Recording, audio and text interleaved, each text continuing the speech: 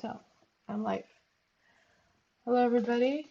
My name is Maria, and I'm here today to teach you guys on the autonomic nervous system and topo of head and neck with ventral trunk and pelvis. Let me just check if I am live. Perfect. So, I hope you guys can hear me. Yeah. So let's start. What am I going to be discussing today? I'm mostly going to be doing discussing the autonomic nervous system because I feel like this is the part where you all struggle a lot and usually you guys leave out when you study for the final exam. So I am going to mostly focus on the autonomic nervous system. I am going to touch up on head and neck, especially particularly head region, because I know you guys struggle with that as well. So I'm going to leave out the parts that I feel like you guys already have a good idea about and focus on the things I know most of you struggle with. So starting with autonomic nervous system, let's start with what is exactly autonomic nervous system, which parts are we talking about? So when we talk about the central nervous system, we have obviously the central and the peripheral nervous system. The peripheral nervous system is divided into sensory and motor. From the motor, we have the autonomic nervous system and the somatic nervous system. We are not going to be talking about somatic nervous system. We will be talking about autonomic nervous system, which it has two parts mainly, the sympathetic and the parasympathetic. Important to know what exactly it does. It innervates my smooth muscles, glands, and myocardium. It's basically, in short, responsible for optimal function of my visceral organs. My autonomic nervous system is also called my vegetative motor system. And why? Because it doesn't just regulate organs, it regulates food intake, metabolism, circulation, and sexual functions. So, I always like to start with this little overview of what it means when I say afferent, what it means to say efferent, because most of the time you guys don't really know what you're saying when you say these things. Just quick recap from the previous lectures. When I mean efferent fiber, it means that it's going exiting, E for efferent, E for exit. And it can be, for example, a pathway going from my brainstem to the spinal cord, or my cerebral cortex to my spinal cord. For example, corticospinal tract, which is motor. All the efferent are motor, are going to be efferent fibers. Afferent is sensory, because it's going from the periphery of my limbs all the way up to my brain. So we're not going to be talking about sensory today. What we will be talking about is this guy over here, the parasympathetic visceral motor innervation. And I will tell you the difference. Most of you guys really confuse the parasympathetic or visceral motor, with somatomotor. The main key difference you can see in this picture, beautifully illustrated, is we have the neuron body, we have the axon, and the synapse, where a neurotransmitter, a chemical, is released to, for example, contract my striated muscle.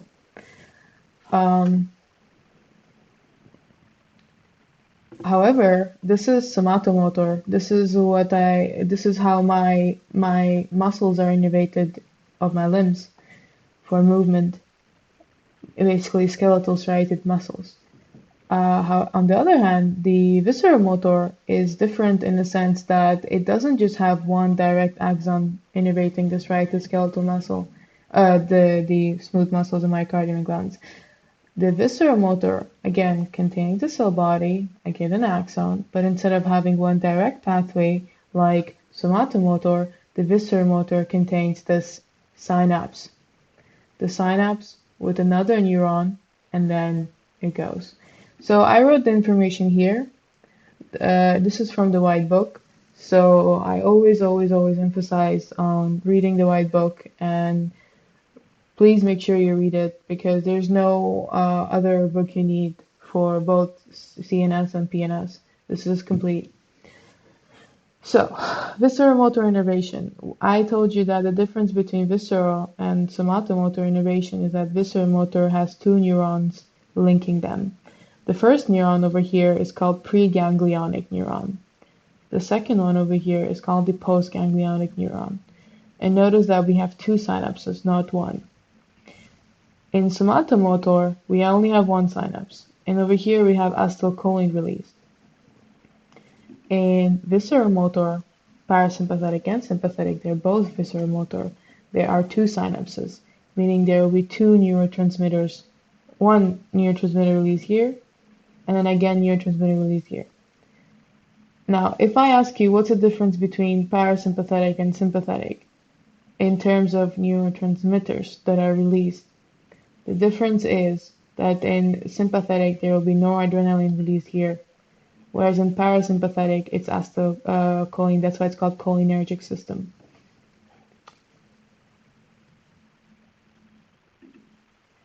All right, again, quick overview. I'm not going to go into any of this, just that I wanted to show you that somatomotor is different from visceral motor, okay? And visceral motor is afferent. What is the autonomic nervous system composed of? It's my sympathetic over here, my parasympathetic, and enteric.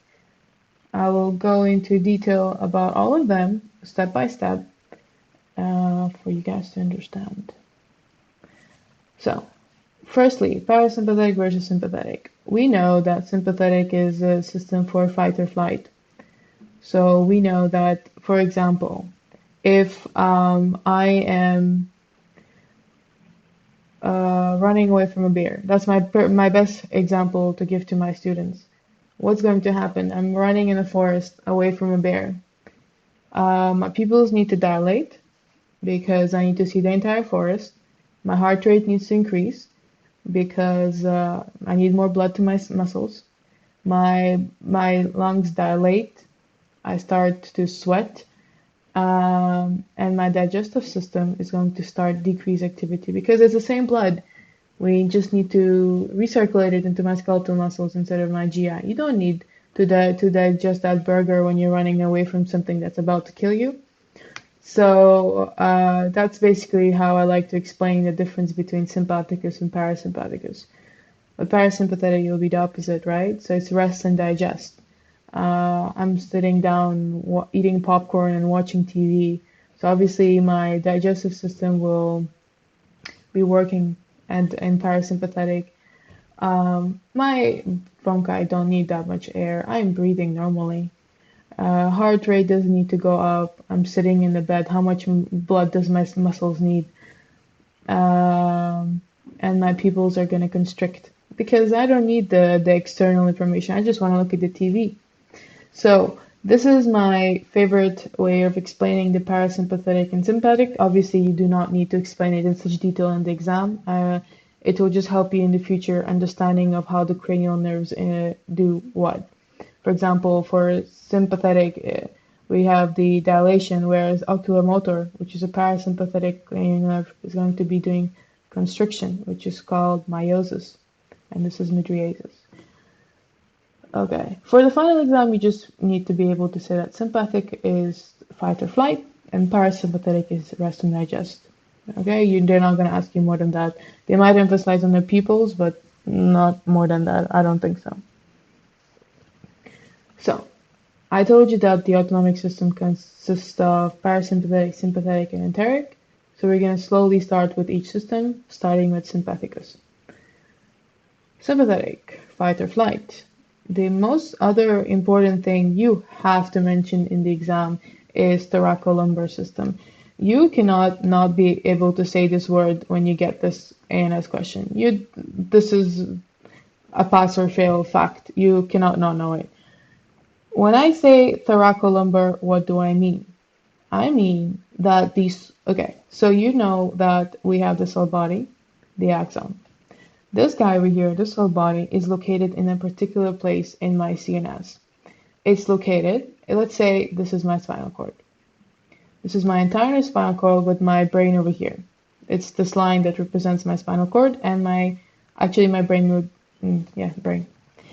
So when I say that my sympathetic nervous system consists of thoracolumbar, it's a thoracolumbar system, I mean that these neurons are located in the spinal cord, and that place is called intermediolateral nucleus, which I have a picture of over here.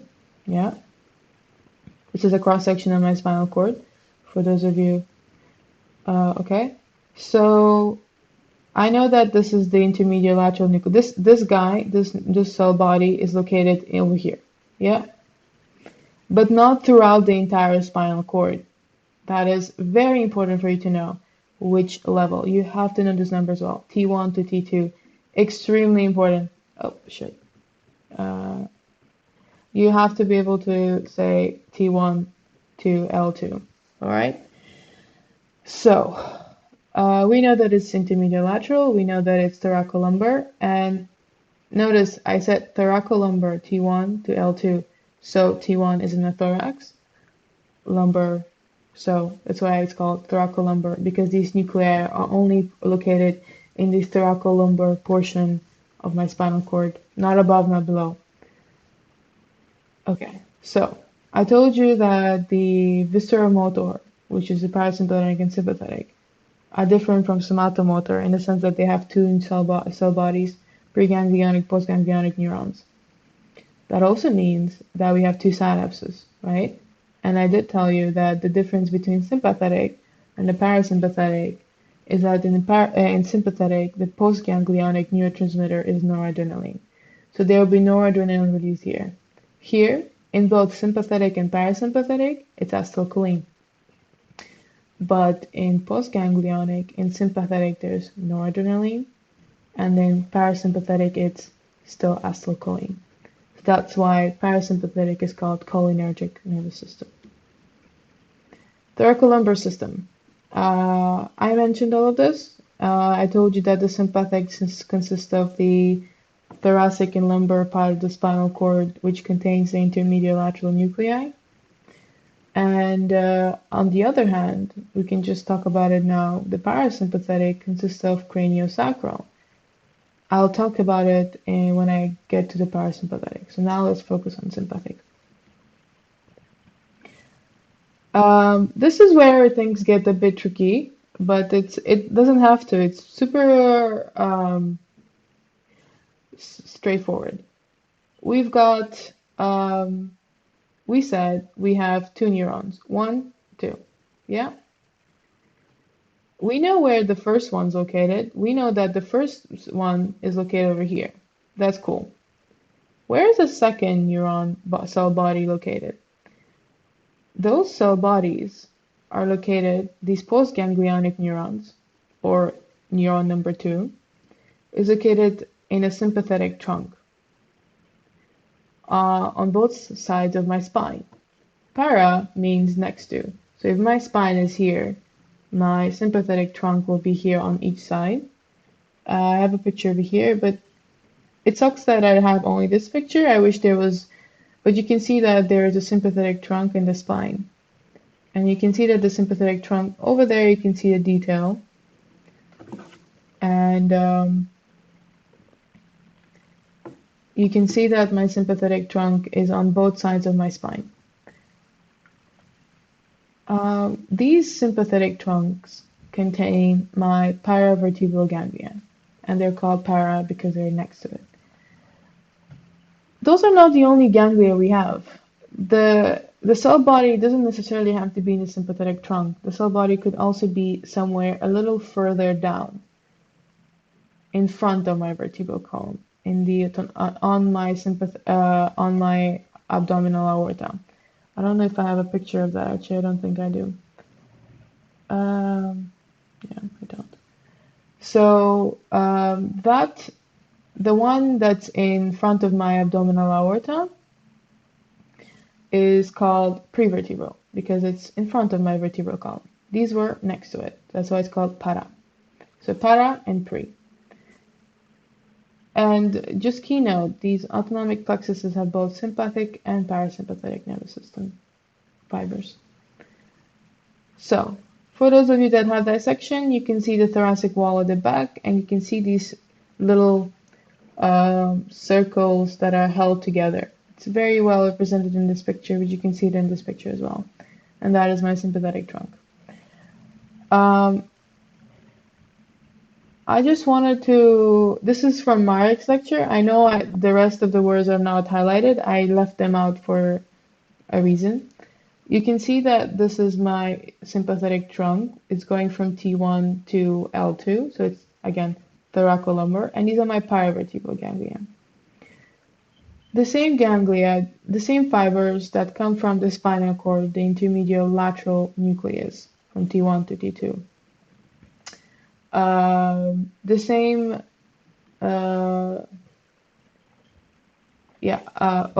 okay.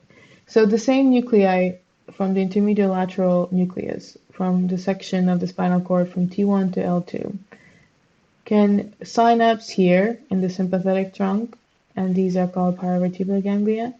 But those same fibers can pass through and synapse here in this cell body, and these are called prevertebral ganglia. So I just wanted you guys to have a visual representation of what I mean by paravertebral ganglia and prevertebral ganglia. Another good example, this is again from Marik's PowerPoint.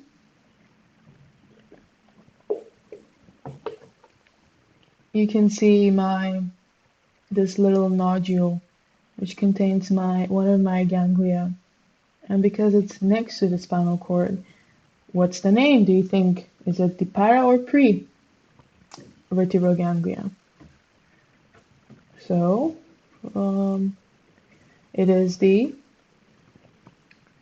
paravertebral ganglia, right? Because I said para is on both sides of the spine. So you can see there's one over here, and I'm guessing this one's the other one. Autonomic nervous system. So I told you that there's this beautiful, gorgeous, long paravertebral ganglia that are on both sides of my spinal cord, and they are paired. How many of them are there? There are up to 22 or 23 ganglia on each side. They start all the way from my cranial base and go all the way to my coccyx. These 22 ganglia are divided into cervical, thoracic, abdominal, and pelvic. These ganglia are connected by interganglionic branches. Now, this is where it can look a bit confusing, but it's actually very straightforward and easy, and you will believe me in a second. The ganglia of my sympathetic nervous system, I told you, are connected by interganglionic branches. Now, you can see over here, you can see my intermedial lateral nucleus, which is only found from T1 to L2, thoracolumbar system. This is the first neuron. This is the second one over here. If I go back and show you the schema, first neuron, second neuron, okay? So I hope you guys are following me. First neuron, second neuron. The neuron that sends the fiber, the first fiber, which is equivalent to this guy, right? This is the preganglionic fiber. This is the postganglionic fiber. In this case, they just made it a bit more squiggly and slightly more complicated. It goes, first of all, I want you to notice dorsal root is only for sensory. So forget about dorsal root. We're only going to talk about the ventral one. So intermedial lateral nucleus, which is the first neuron body, is going to send a fiber, which is called the pre or postganglionic. It's going to be preganglionic fiber, and it's going to go through white rami. Yeah? So this guy is going to be called white. Why is it white? Because it's myelinated. Myelinated means fatty. Fat is white colored. That's why this guy is called white ramus. After that, it synapses within the cell neuron body over here. And this is my entire, if I continued, I would have a ganglion here, here, here, and down, keep going. So this would be my, on this side, there would be my paravertebral ganglia, which is my sympathetic chain.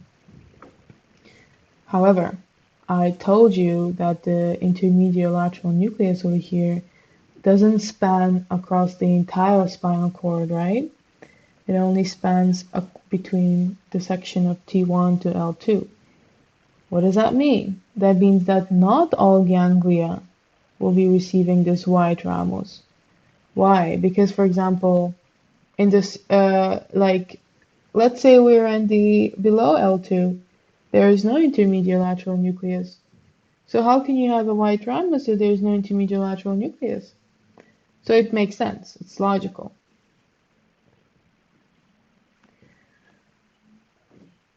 What are the three ways my preganglionic fiber that came out of my intermediolateral nucleus can behave? One, I told you already, number one is this. It comes out, synapses, and continues to innervate my organs.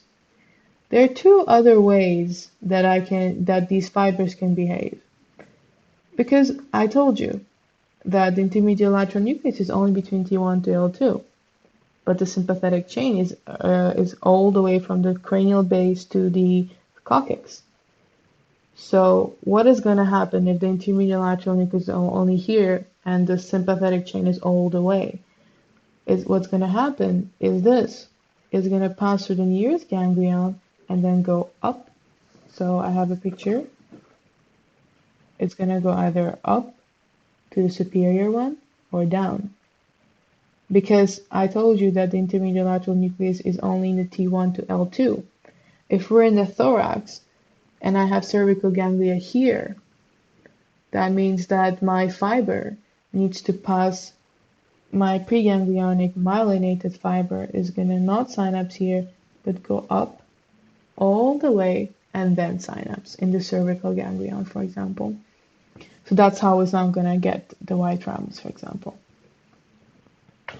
The third option is to not synapse at all in the sympathetic chain. Just carry on. It's going to carry on and synapse in the prevertebral ganglion. Now, you may, I want you to notice that this nerve over here, the prevertebral fiber, that did not synapse and just went to the prevertebral ganglion from the paravertebral. This is paravertebral, this is prevertebral, in the autonomic plexus, in the abdominal aorta, around the abdominal aorta. This preganglionic myelinated fiber is called splanchnic nerve. All right, so you're gonna see them in the coming slides. So I just want you to notice that all the splanchnic nerves you have are preganglionic, myelinated, okay? Emphasis on preganglionic and not post. So there are three fibers that every ganglia in the sympathetic chain will give. Gray rami communicans, vascular branch, and visceral. The way I like to explain this to my students is gray rami communicans. Okay, so we've got a gray rami communicans because we have a white one, right? So we had the white rami communicans over here, and we got a gray one. That makes sense. It makes sense that all of them will have a gray one. Vascular branch. I like to explain it in a sense that once the ganglia gives off a fiber, it needs to coil around an artery, the closest artery. If we are in the superior cervical ganglion, we're probably going to be close to the internal carotid. If we are in the middle cervical ganglion, we're going to be probably around in the bifurcation of the carotid. If we're in the inferior cervical ganglion, we are close to the common carotid artery. So it makes sense. It's just going to jump on the closest artery we've got. That's the vascular branch. And then, for example, the internal carotid over here is going to also wire around the internal, but also wire around its branches. A branch of internal carotid artery is what?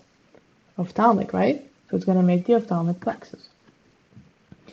The other one, visceral branches, of course is going to have visceral branches. It's the most important thing is to innervate the internal organs. So whatever organs that are nearby, So for example, here we've got the thyroid. So probably the middle cervical ganglion is going to innervate the thyroid because the closest organ is there. But I remember we also have splanchnic nerves, and these splanchnic nerves, key emphasis, splanchnic nerves are what? Pre or post? Are splanchnic nerves preganglionic or postganglionic? They are preganglionic, myelinated. So let's start with the cervical. Just to recap how many we've got 22 ganglia, and I'm going to go through each one of these ganglia, right? Starting with cervical. This is a picture I took from Masaryk's lectures. The ones that have a blue background, you just know that they're from Masaryk's lectures, or Dubovi's, basically from the IS Muni. All of the ones with the blues background, they're taken from there. So just in case you guys want to know where I got the sources from. I told you that we've got 3 cervical ganglia, superior, middle, inferior, sorry for the typos. And you can see them over here, 1, 2, and 3. They're kind of like little bumps. In the dissection, I do not think they're going to ask you which one's the superior, middle, inferior, although that would just kind of make sense. You would be able to answer that yourself. But they're going to grab the sympathetic chain and ask you what it is, okay? And there is nothing you can confuse it with. You've seen how it looks in dissection, okay? So just keynote. So, the superior cervical ganglia, where is it located? Largest of the 3, lies on longus capitis, behind the internal carotid artery. And I think you could have seen it over here even. You can see that it's right behind the internal carotid. You can see the bifurcation. This is the common, this is bifurcation, internal, external. And you can see it's right behind the internal carotid artery. Okay. Middle one is on longus colli, on the 6th cervical vertebra. And the inferior one is a star-shaped ganglion. In dissection, they will not ask you where exactly on according to which cervical vertebra they're located. I don't think so, at least. Don't quote me because I'm not a teacher, but from my common sense, I would assume they wouldn't. Okay, so please do not quote me. Okay, so for every ganglion, I told you that every single one of these ganglia are going to contain a gray rami communicans, vascular, and a visceral branch. So now I'm going to go under each ganglion and talk about them. The superior cervical ganglion, gray rami communicans. Now, vascular branches and visceral. Vascular. If we're here in the superior cervical ganglion, what are the 2 vessels that are on this location? My internal carotid and my internal jugular vein. So, common sense. It's going to spiral around my internal carotid nerve, internal carotid artery, and it's going to be called the carotid nerve.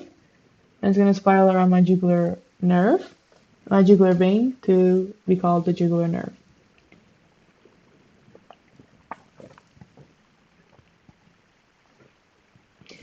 It is super important for you to know that the internal carotid nerve, when it spirals around it, it's also going to go around the internal carotid artery, like the branches.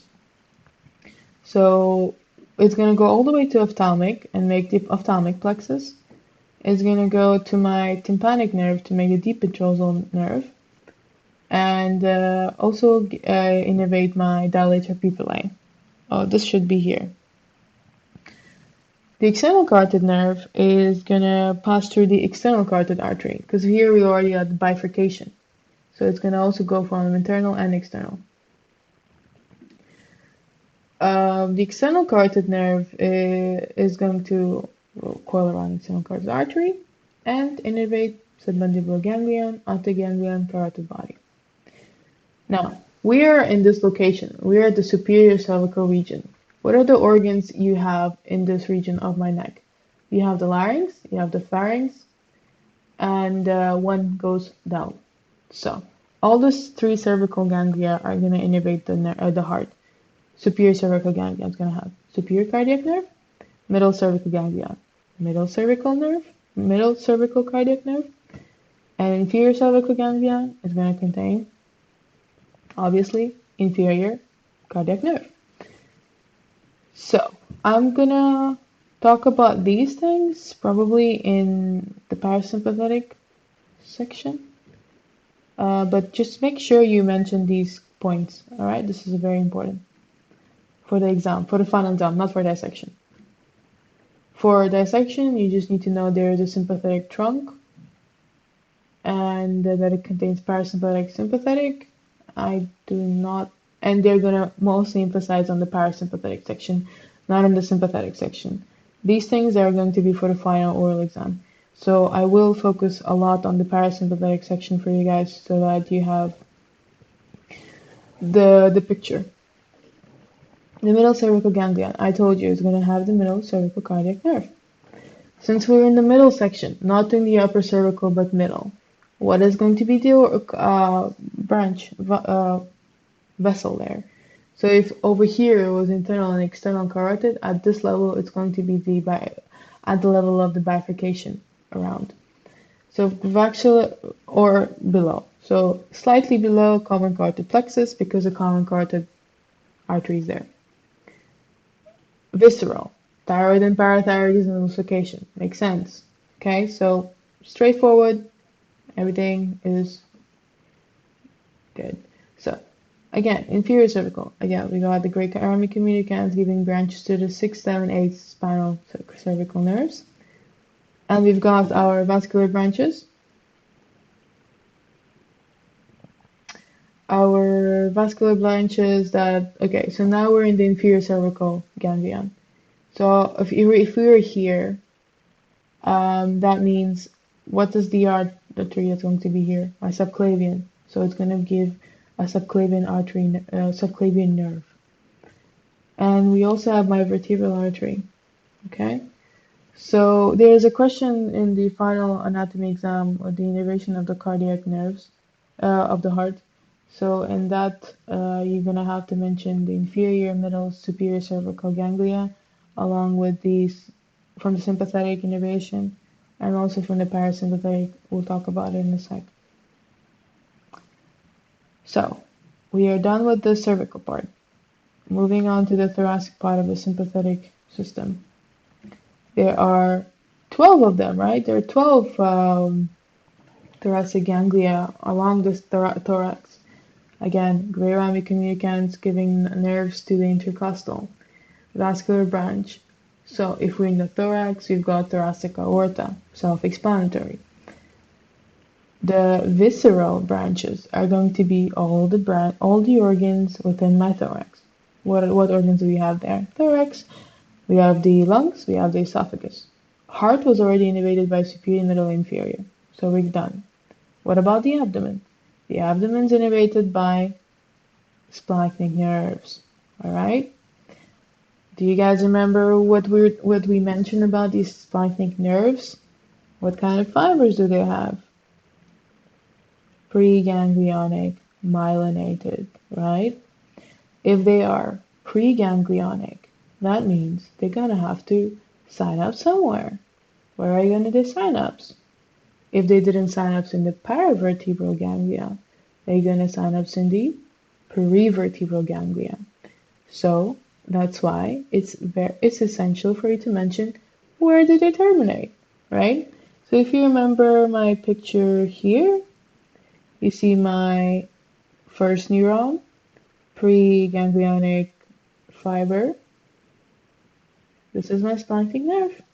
This is my postganglionic, prevertebral ganglia. These were paravertebral. Okay. So thoracic part, yeah. So we're gonna have greater, lesser, and least splanchnic nerves. Super easy and super nice.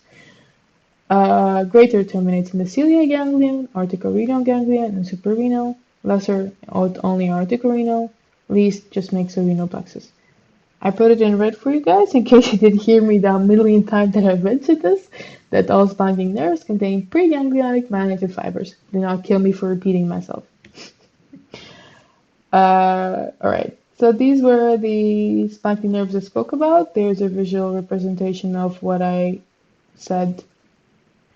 You see these are the paravertebral ganglia, and you can see that the fibers will just pass through, not synapse here, and give my spinal nervus major, minor, and imus.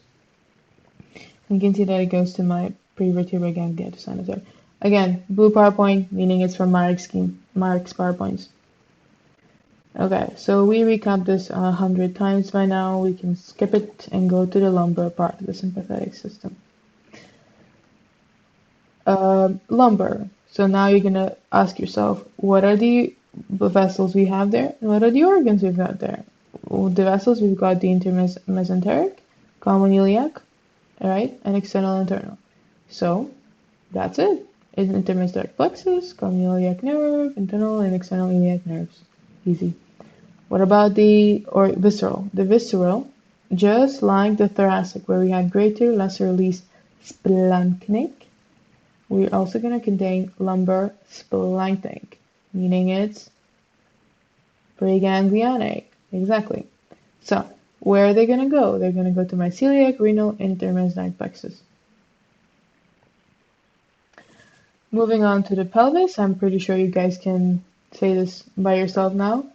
Greater artery communicans, of course, sacral nerve, splanchnic nerve, so it's going to go to my plexus, and vascular. Here we're down below, so we don't go all the way to the popliteal artery to innervate it. So, to recap, we've got my prevertebral ganglia. You have to know this slide by heart, okay? This is all from the white book, the white PNS book, and also from Maryk's or the Bovi's PowerPoints. We've got the celiac, superior, inferior mesenteric ganglia, and aortocarinal. You can see them over here, aortocarinal, celiac, superior, inferior mesenteric. These are little bumps that I'm sure you'll see in that section. And then we've got the plexuses. Now, key note, the plexuses contain both sympathetic and parasympathetic innervation. Since the celiac is going to have plexuses coming to the stomach, liver, kidney, duodenum, pancreas, uterus, testicles. This is how you guys can kind of like cheat in a sense. If you notice that the celiac artery, the celiac trunk, if you look at the blood supply of all these organs, you will notice that the blood supply is the branching of the blood supply is the vascular branches is the same as these plexuses. So if you know that, you know this. And then we've got the superior mesenteric and inferior mesenteric ganglia, giving the superior inferior mesenteric plexuses. They might ask you, what do these plexuses innervate? Again, you can go back to the white book, okay? But it's logical. If you look at the superior inferior hypogastric nerve plexuses, since they're all the way at the bottom, towards the pelvis, it's going to innervate what? It's going to give sympathetic innervation for the pelvic organs. But notice that the testicular and ovarian is over here at the celiac, because remember the vascular supply of the testicular and ovarian organs, they're supplied by separately. So just compare the vascular supply to the plexuses. This is another picture for you guys. There you got the celiac ganglion, it's nice and big. And we've got the superior mesenteric and the inferior mesenteric over here, and the hypogastric. And according to where they are, they're going to innervate different organs. Okay, so sympathetic is done. We spoke about the fact that autonomic nervous system consists of parasympathetic, sympathetic, and enteric. Enteric is actually consists of, I actually wish I took a picture of histological slides, but you don't need it since you're not studying histo. But basically, if you look at the cross-section, this is basically a cross-section of my organs. And every organ of mine contains circular and longitudinal layer of muscles. Whether it's my stomach has three, but whether you're in the small intestine, large intestine, esophagus, every other organ contains two, stomach three, layers of muscle, circular, longitudinal. Between those two layers of muscle and between the mucosa, because mucosa is the final layer. So we've got these three layers. And between these three layers of tissue, we've got two plexuses. Arbach, between the circular and longitudinal over here, and between the circular and muscular over here. So longitudinal and circular, we have Arbach plexus, and circular and mucosa, we've got the Meissner's. This guy is also called submucosal plexus. So the enteric nervous system, which is part of the ANS, it's going to control my GI, of course. And this guy is located between longitudinal and circular muscle layers. This guy is located between muscle and mucosa. Function is going to be controlling my smooth muscle wall, blood vessels, and gland secretion.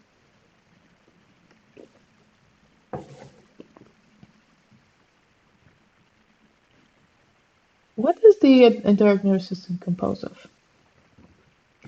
My parasympathetic and sympathetic preganglionic fibers, postganglionic neurons of parasympathetic, viscerosensory, and interneurons. It's very well put for you. You can see the enteric neurons in green. You can see the interneurons. Interneurons, you don't need to know what they do, but for those of you that are curious and want to know everything, interneurons kind of modulate between the information between two neurons. That's enough. Nobody's gonna ask you what's an interneuron in anatomy. And we've got the enteric, viscerosensory. You got it in blue. So all of these fibers makes up the enteric nervous system. So finally, we can move to the parasympathetic nervous system, which will be thoroughly asked in dissection 2. So for those of you that are studying for dissection 2 and not for the final exam, you should pay a lot of attention.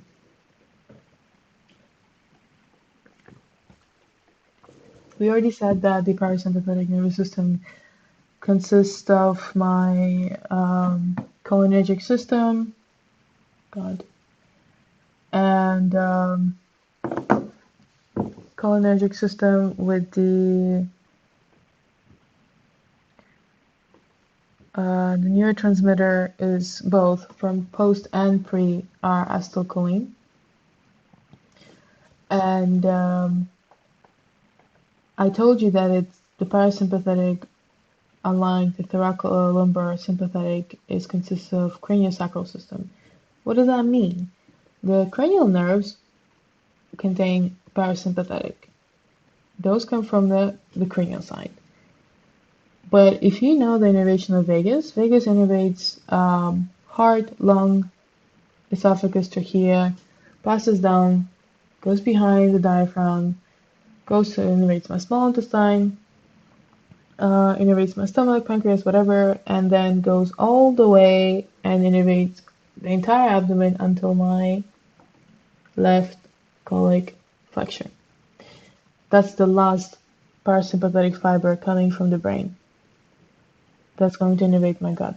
But you know that there's the descending colon, the rectum, the sigmoid colon, the anus, and all of these need innervation. Where are we going to get the source for that? Those guys are going to be innervated from the sacral part. So in the spinal nerve, the spinal cord, the last little bit portion of it is going to contain my pelvic splanchnic nerves, which are going to give the last innervation for the organs that vagus could not innervate. So I told you that the autonomic nervous system consists of sympathetic, enteric, parasympathetic. I spoke about sympathetic and enteric. We are left with parasympathetic nervous system. I do want to emphasize on these things a little bit more. I know that they've been taught before, simply because I want you guys to see the cranial nerves in the context of just parasympathetic. because it's really important to know them very well. You can get any of these cranial nerves in so many other questions. They're so related, and you cannot get away with not knowing cranial nerves, okay? So, especially for dissection as well. So I'm gonna go ahead and talk about the cranial nerves that are associated with the parasympathetic nervous system. So I mentioned here, they consist of cranial nerve 3, 7, 9, 10. Oculomotor, facial, glossopharyngeus, and vagus. We're going to start with oculomotor. This slide is from the Bowie's slides. We all have the nucleus of Dingo as found. This is a parasympathetic nucleus, which is going to synapse in the ciliary ganglion and give my postganglionic fiber to my sphincter pupillae. Notice, this ganglion is called ciliary ganglion. So when they ask you, tell me the parasympathetic nervous system, you start with the cranial nerves, and you also mention the ganglia. Just like with the sympathetic nervous system, you talk about the nerves and also the ganglia, right? So here you can talk about this fact. I told you that the parasympathetic does what? Mydriasis or meiosis? Parasympathetic is parasympathetic. So we're going to not need the entire forest to be seen. We're just watching TV. We don't need the entire room. So we're going to do meiosis, constriction. So it's going to be sphincter pupillae. Sympathetic over here, you can see ophthalmic plexus through the ophthalmic artery from internal carotid. So which cervical ganglion innervates my dilator? Was it the superior, middle, or inferior? I'm going to give you a second to think.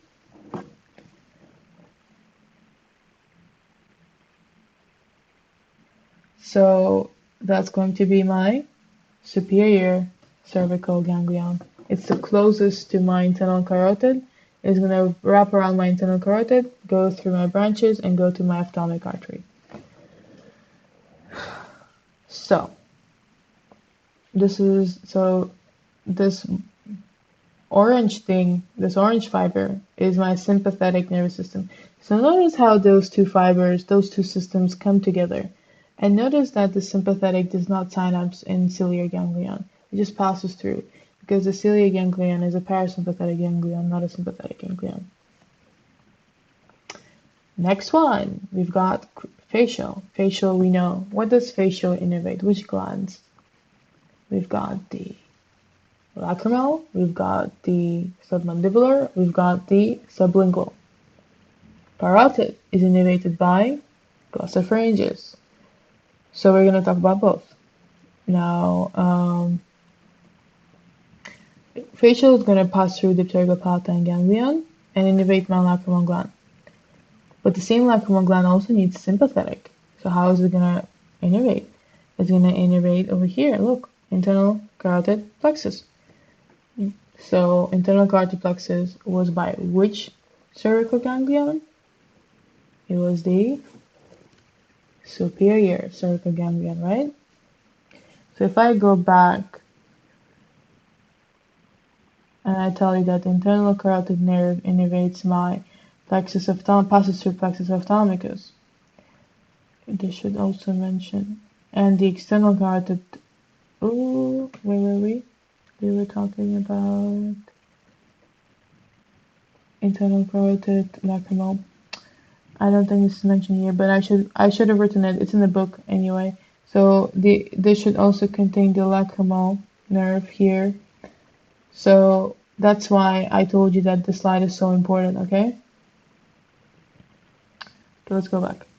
So this makes sense. We've got the sympathetic innervating the lacrimal gland and the parasympathetic via the facial nerve innervating the lacrimal gland. Pterygopalatine ganglion, you see that the parasympathetic synapse is here. So that's why it's a parasympathetic ganglion. And the sympathetic just passes through. It doesn't synapse. Because this guy over here already synapsed. Where? In the superior cervical ganglion, which is the sympathetic chain.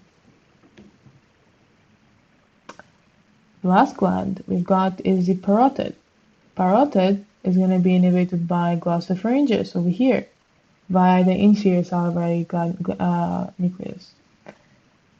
But again, every organ, every gland needs both sympathetic and parasympathetic. So if it gets its parasympathetic from glossopharyngeus, it's going to get its sympathetic from the middle meningeal artery. I didn't tell you that we got the last innervation from sublingual submandibular. I did tell you that it's through facial, so you know that this ganglion is a submandibular ganglion, is a parasympathetic ganglion for facial nerve, and the sympathetic comes from the arteria facialis. Yeah, so I don't know if I wrote it down for you guys in the superior. Yeah, you got the sympathetic root for subaortic ganglion and sympathetic root for submandibular. Notice it says root. It doesn't synapse there because the aortic ganglion is parasympathetic ganglion.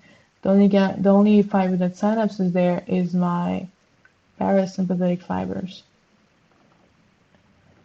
Okay, so last, we spoke about 9 innervates my parotid gland. Just quickly to touch up on vagus, this is the last cranial part of my parasympathetic nervous system. And you can see that it contains my nucleus parasympatheticus, goes to my internal organs. And I already mentioned which organs it's going to innervate, right? It's going to go to the heart, trachea, lungs. And if you want to know more, you can go check and read the wide book, okay? Because I'm sure, yeah. So, that was it for the autonomic nervous system. I generally do hope you guys find it easier now because it's not hard. It's not complicated. You guys are lucky in the sense that you guys have the white book. We didn't, so it was a bit tougher. If you're studying for dissection only, I would say that the sympathetic, as long as you know the paravertebral and prevertebral ganglia, I don't think they're going to ask you more than that. They will mostly emphasize on the cranial nerves and the parasympathetic side. So just make sure you know your cranial nerves very well for the dissection too. So moving on to the regional anatomy, I did not think I would be able to finish autonomic nervous system in 1 hour, but it's great news because we've got another hour for regional anatomy. With regional anatomy, it's really hard to explain it via PowerPoint because I just wish I had the skull and could visually show you these things. But since I'm not there physically with you guys right now, I will teach you how to study regional anatomy. So key point 1, it is something you would want to do once you have an idea of everything else. So it is something that I would leave for the end, when I already know my arteries, nerves, and my little bit of my bone anatomy is there. So I wouldn't recommend starting with topo if you haven't done your basics, all right? The other point, I'm gonna not explain the entire topography of head and neck. I'm only gonna focus on the things I know you guys find the most difficult. And because again, it's topo, I can't really explain it other than just reading it out for you guys. What I can do is explain how you can study it. So point 1, make sure your basics are there. Point 2, Masaryk. Masaryk is the best for topo. I love this book for this topo. It's super well explained, and I don't think there's any better source than Masaryk for topography. And the third point, especially for head and neck, if you can manage to grab a skull, please do for this section because it is such tiny structures that unless you don't have the skull in front of you and you're not like putting a pen or like a needle through every hole and every border to see where it actually is, it's going to be really difficult for you guys to really understand the concepts, all right? So grab a skull, make sure your basics are there. This video is recorded so you can go back to it later. I love this picture of Masaryk when it comes to the regional anatomy of the head and neck, particularly because I love how they managed to put it in a box form, how every single part of my skull communicates. This is clinically extremely important because if there's an infection, if there's an infection, it can spread via these open spaces. All right. So clinically, it's very important to know which fossae communicate with each other.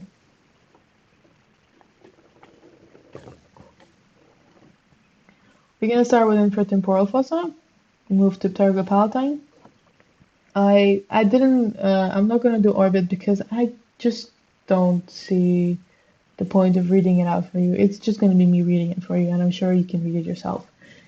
But I will emphasize a lot on pterygopalatine and infratemporal because I do know that you guys suffer or find this one difficult. Starting with temporal fossa, which is going to be somewhere here, if I could put another box. Temporal fossa is, in my head, is basically this region, yeah? If you know that we've got the temporal muscle, temporalis, number 6. So yeah, these are just going to be Masaryks from the beginning till the end, okay? So brace yourself. The boundaries. Boundaries are extremely important for topography. And also, I'm pretty sure they're going to ask you topography in the dissection too. So those of you studying for dissection, please pay attention. So, the easiest borders. Medially, we've got the temporal bone. Makes sense. Temporal bone. Laterally, we've got the zygomatic arch. You can see the zygomatic arch laterally. So we've got the medial and lateral borders. What's left? Superiorly, we've got the superior side temporal line, which is this line that is not really seen, but it's there. And ventrally, again, it will be the zygomatic bone itself. Caudally, it's going to be going to the infratemporal space. Okay, so that's it.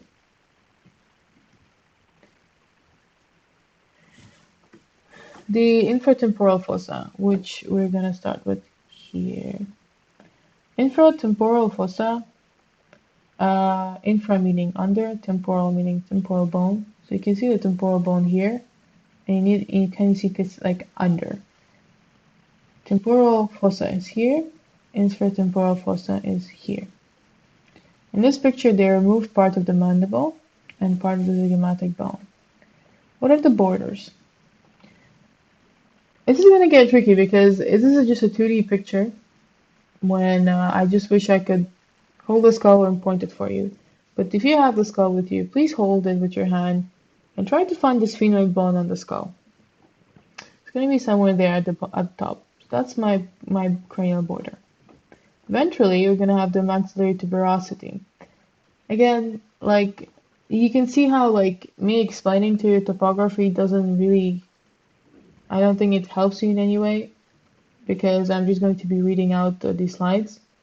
So, ventrally, we're going to see the maxillary tuberosity, and dorsally, we've got the pre-styloid space at the back. Medially, we have the sphenoid bone, and laterally, the ramus of the mandible. So, I just read something that I'm sure just didn't help you in any way, but just hold the skull, look at where the bones are, and it will make sense to you, okay? I will talk about pterygopalatine a little bit because I know you guys find this difficult. I don't know why. It's super simple, and I'll explain it now. Again, cranially, we've got the sphenoid bone. So, hold the skull, find the sphenoid bone, it's going to be on top. Ventrally, it's going to be the maxilla, and dorsally, it's going to be the pterygoid process.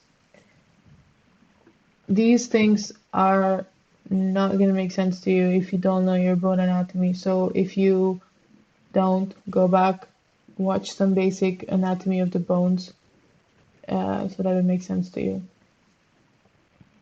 What about the passages and contents? Everybody thinks this is super complicated when it's not. I'll explain to you in a second why. But as for the contents, you can see that almost everything that we spoke about, the sympathetic and parasympathetic, they're going to be passing to the pterygopalatine fossa. So if you guys thought that you can skip this question, please don't. It's relevant to almost everything. They can catch you on this fossa with almost every question. So just make sure you know it. Remember how I told you that the pterygopalatine fossa, the reason why Masaryk emphasizes on this fossa so much is because it's relevant to almost every cranial nerve and because it's clinically relevant as well. Notice how the infratemporal fossa communicates with almost every cavity. So, don't do this fossa if you haven't done cranial nerves. Like, it will not make sense. Because when you've done the cranial nerves and the passages of the cranial nerves, you've done the base of the skull with foramen rotundum, ovalis, spinosum, the inferior orbitary fissure. Once you've done those things, it will make the pterygopalatine ganglia fossa much easier for you to understand. When it goes to the orbit, it's going to have the inferior orbitary fissure communication. And you can see over here, this number 6 is inferior orbitary fissure. Again, I really wish I had the skull with me right now for you to physically show you how this works. But if you have the skull, what I want you to do right now is to take a pen or a pin, point at the inferior, pass it through the inferior orbitary fissure, and see where that pin ends. It's going to end in this triangle. Foramen rotundum. Again, if you have the skull, remove this the top lid and look at the skull base.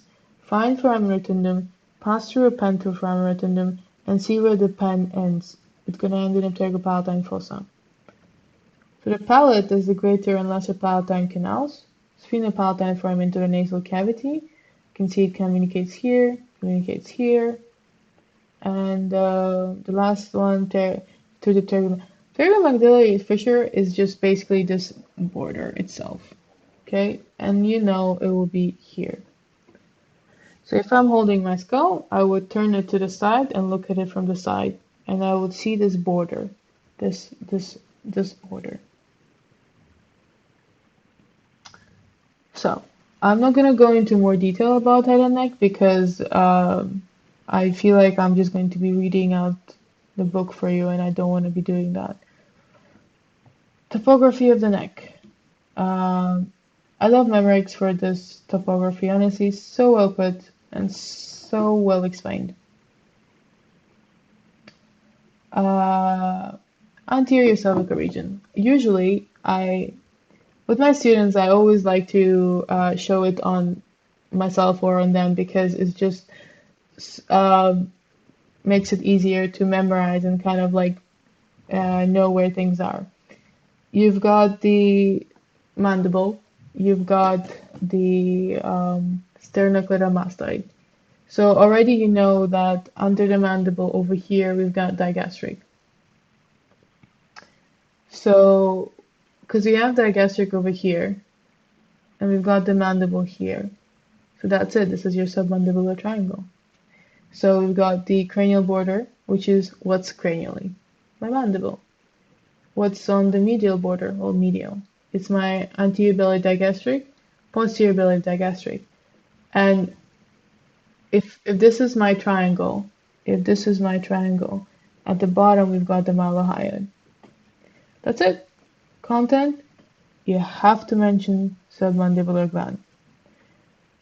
Okay, lingual and facial arteries as well. So you see how like it won't make sense for you to do the triangles if you don't know all of the anatomy, already the arteries, nerves, and glands. So do it in the end. So we're done with the submandibular triangle, which is this triangle here. You also know that there's a submental triangle. So we know that this bone over here, this part of my ventral is called mentalis. And we have the tuberosity mentalis. Right under it, we've got my two bellies of digastric anterior, and right over here is my submental triangle. So my submental triangle, if you think about it now logically, so what is my border? Anterior belly of digastric, my mandible itself, so mandible, anterior belly of digastric, and at the bottom over here, what's this guy? We've got the malahyoid and the hyoid bone. So if you touch over here, you're going to notice this squiggly little thing, and that's my hyoid bone. Content, malahyoid nerve, arteries, and lymph nodes. So we've done submental, submandibular, carotid. Next one's carotid. I didn't do the inner sheath, okay? So go through that by yourself in Memorex.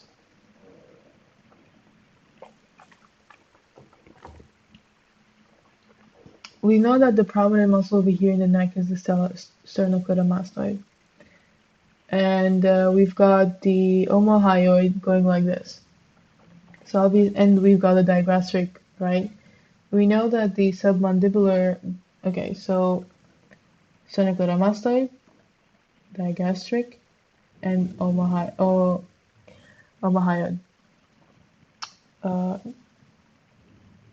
So, one more time.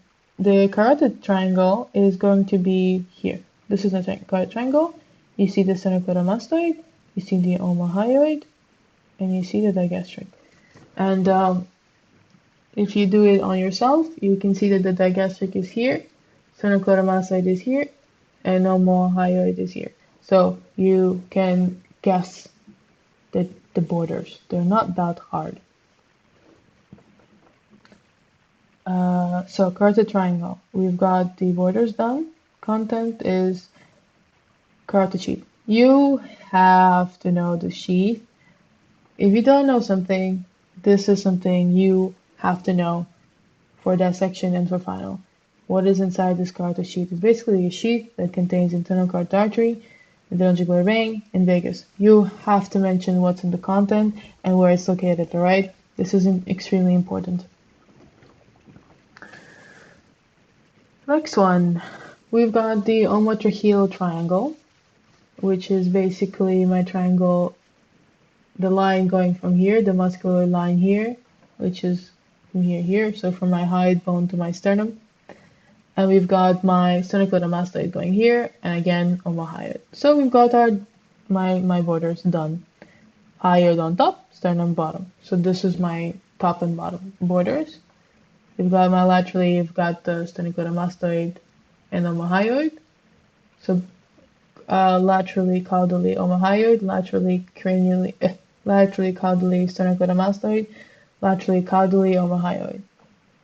And the anterior median line, which is between my hyoid and my sternum. Content, everything that's in the neck, trachea, larynx, pharynx, thyroid gland, arteries, and nerves, okay? So I'm not going to go through the arteries and nerves. And the last one, omoclavicular triangle. So from the name itself, you can guess what are going to be the burdens. So we've got the clavicle here, we've got the omohyoid going there. So the clavicle and the omohyoid are the borders. The last one is going to be sternocleidomastoid. So, done. We've got the borders. The content is quite a lot. You can see this picture over here, the brachial plexus, subclavian artery and vein, and the transverse cervical arteries.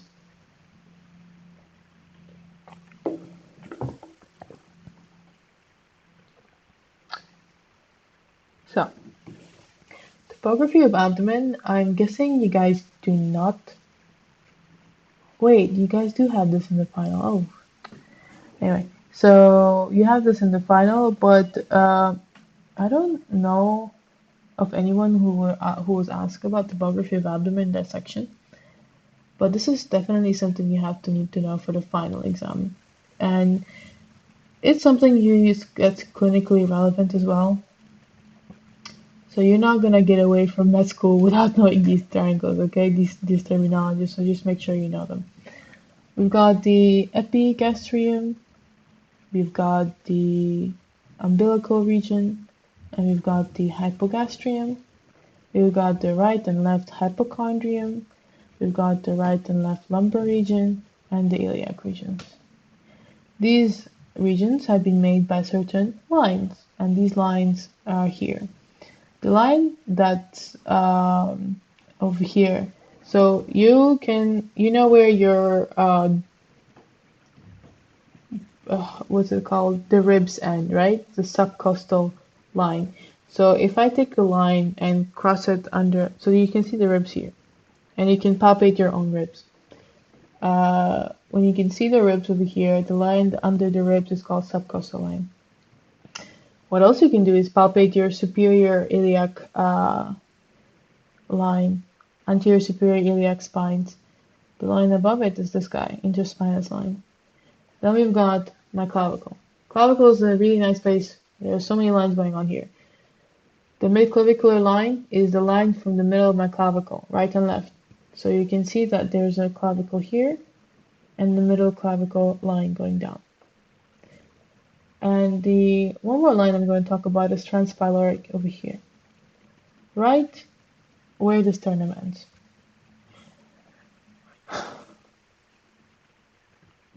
This is very important, especially clinically. You're going to need to know this for the rest of your life. What I'm going to talk about is Murphy's point, where my gallbladder ends. Why? Because if a person's gallbladder is hurting, cholecystitis, gallbladder stones, you will press on his Murphy's point. Yeah. And if it hurts there, you know that he has some issues with his gallbladder. The line is basically made, it's a projection, the intersection between the costal arch, so costal arch, and my midclavicular line, which is like this. So costal and midclavicular arch. The other really important point is McBurney and Lance, these two. These points are very well explained in GIT section. It's blank now, in case you guys want to look it up.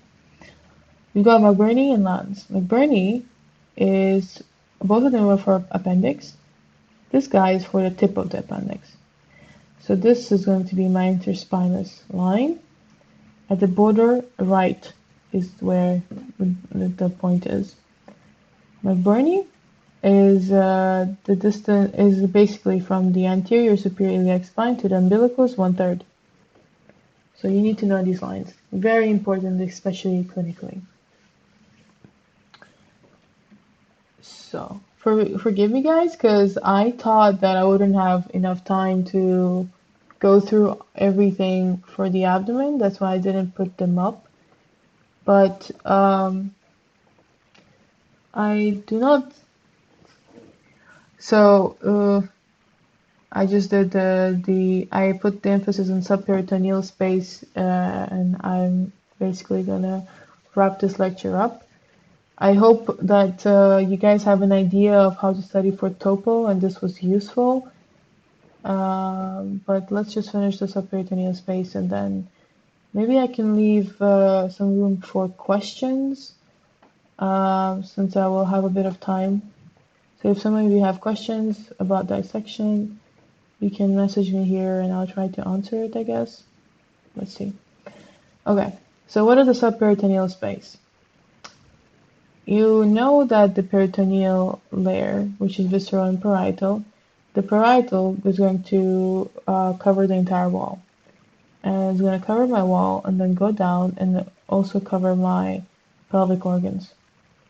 Notice that, for example, my uterus is completely covered by my parietal peritoneum.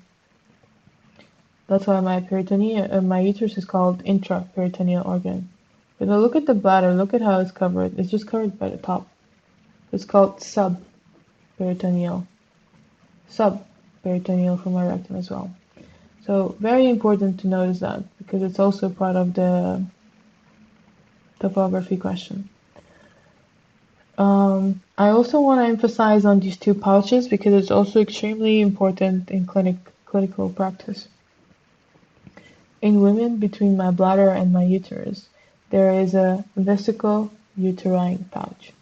And between the uterus and the rectum, there's the recto-uterine pouch. Very easy, very well, like super simple. From the word itself, you know what it is.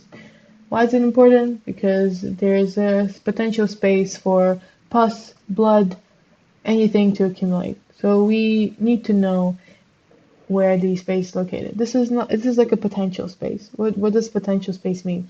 It means if they open up the cadaver and they haven't removed the parietal peritoneum yet, and you put your hand between in this space between my uterus and my rectum, there is going to be this potential space. So it's not really a space per se, but it's a space for fluid to accumulate. So that's why it's called potential space.